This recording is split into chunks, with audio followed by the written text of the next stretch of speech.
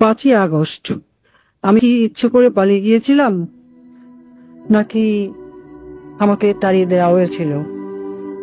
আমি মনে করি এই সত্যটা আপনাদের সকলে জানা প্রয়োজন।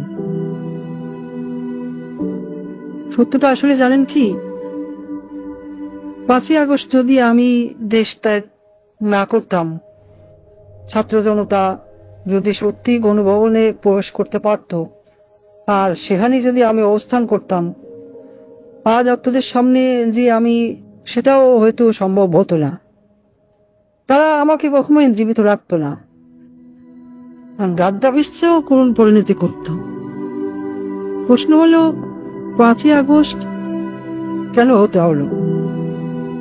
দেখুন, 5ই আগস্ট যদি আমি গণভবন ত্যাগ নাও করতাম,